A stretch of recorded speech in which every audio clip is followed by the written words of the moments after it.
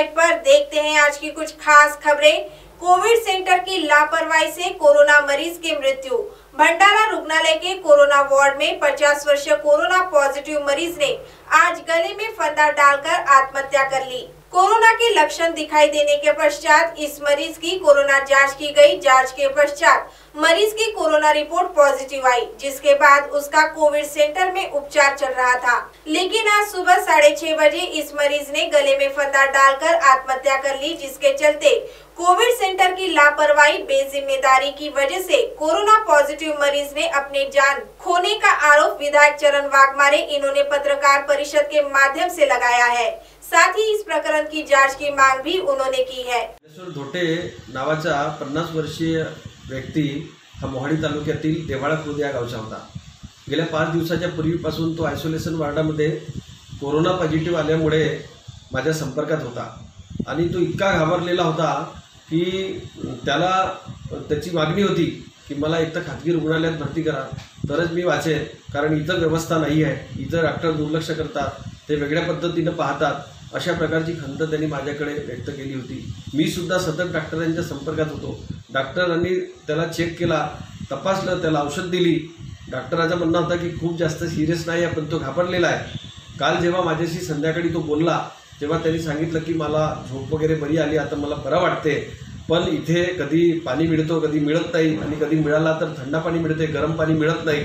मी परवा जिल्ह्याच्या सल्लत चिकित्सक खंडाते यांच्याशी चर्चा केली होती की तिथं पाण्याची सोय करून द्या, तेव्हा त्यांनी सांगितलं की नगर परिषदकडून पाणी येते, तिथलं पाणी संपलं असल्यामुळे मी लगेच सांगतो, पण 2-2 तास जर पाणी मिळत नसेल आणि रुग्ण त्या ठिकाणी कोरोना पॉझिटिव्ह असल्यामुळे दर्शतीत असतील तर त्यांचा मोरल नक्की डाऊन होऊ शकतो। त्यातलाच एक भाग म्हणून धोटे नावाच्या या व्यक्तीने पहाटे आत्महत्या केली आणि ज्या पद्धतीनं आज कोरोनाचे रुग्ण जिल्ह्यामध्ये वाढत आहेत आणि अशा पद्धतीची एखाद्या रुग्णावर आत्महत्या करण्याची वेळ येणे।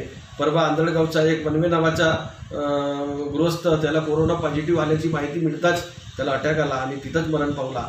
आज पुन्हा एक मालगावे नावाची शिक्षिका जिचा कोरोनामुळे मृत्यू झाला, तिच्या पतीचं म्हणणं असं आहे की मध्यंतरी लाईन गेली होती, आयसोलेशन वार्डातले व्हेंटिलेटर बंद होते, ऑक्सिजन बंद होते आणि त्यामुळे तिथली गैरसोय लक्षात घेऊन पाहिल्यावर असं वाटते की जे पेशंट आहेत ते एकदम दहशतीत आहेत। मी जिल्हा प्रशासनाला या माध्यमातून विनंती करतो की या आत्महत्येपासून त्यांनी धडा घ्यावा, जिल्ह्याच्या जिल्हाधिकाऱ्यांनी पर्सनली लक्ष द्यावं, शासनाने लक्ष द्यावं आणि ही आत्महत्या कशामुळे झाली, तो कशामुळे डिप्रेशनमध्ये गेला होता, त्याच्याकडे दुर्लक्ष तर प्रशासनाचा झाला नाही, त्या दृष्टीने शासनाने तात्काळ चौकशी करून दोषींवर कारवाई करावी।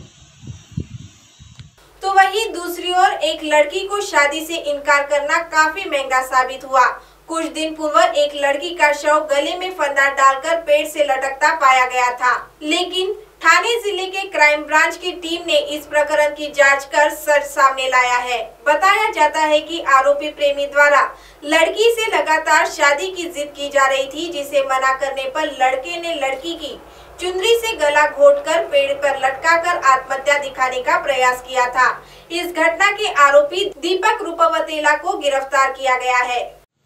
15 ऑगस्ट रोजी वरिष्ठ पोलीस निरीक्षक संजय जॉन यांना बातमीदारामार्फत माहिती मिळाली, एका व्यक्तीने तिच्या प्रियसीला भिवंडी बायपास येथील टाटा आमंत्रणच्या बाजूला जी झाडी झुडपी आहे त्यामध्ये ओढणीने गळा आवळून तिचा खून करून तिला झाडाला लटकवून ठेवले आणि आत्महत्येचा बनाव केलेला आहे।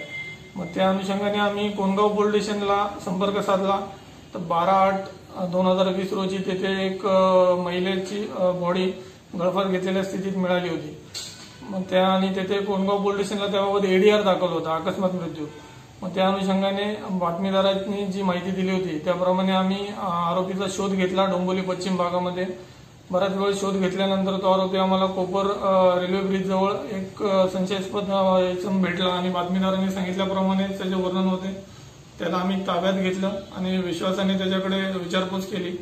तेव्हा त्याने कबूल केलं की त्याची प्रियसी किरण साळवे जे वाडेगर गाव कल्याण येथे राहत होती आणि 3-4 वर्षापासून त्यांच्यामध्ये प्रेम संबंध होते आणि त्याला लग्न करायचं होतं, परंतु ती आता सध्या त्याला लग्नाला नकार देत होती। त्या रागातून त्यांनी कल्याण इथून तिला भिवंडी बायपास येथे नेले आणि झाडाझुडपामध्ये तिचा गळा आवळून त्यांनी तिला खून केला आणि तिने आत्महत्या केली असं समजावं म्हणून त्याने झाडाला ओढणीने तिला बांधून टाकलं गळ्याला आणि तिने आत्महत्या केली असं बनाव केला आणि तिथून तो फरार झाला. सर ते गळा आवडला आधी त्याने विचारला होता ना गळा म्हणजे हे बांधूस का की तुला लग्न करायचे की नाही. ते स्पॉटवरच त्यांचं तिथंच काहीतरी त्यांची वादावादी झाली आणि तिथेही त्यांनी सांगितल्याप्रमाणे त्यांनी तिथे तिला विचारलं की हो तू लग्न करणार आहे का नाही आणि तेव्हा तिने नकार दिला आणि त्यामुळे त्यांनी तिथे गळा आवडला आणि ती ओढणी झाडाला बांधली आणि तिने आत्महत्या केली असं बनाव केला त्यांनी. आरोपीचं नाव काय सर? आरोपीचं नाव आहे दीपक रुपवते आणि तो राहणारा गोविंदवाडी कल्याण पश्चिम येथील आहे. तो वहीं तीसरी ओर बीड जिले के मांजर सुबा यहाँ के मठ में 14 वर्षीय नाबालिग लड़की के साथ मठ के 40 वर्षीय पुरुष ने बलात्कार करने की घटना सामने आई है. इस व्यक्ति पर पुलिस ने एफआईआर दर्ज की है.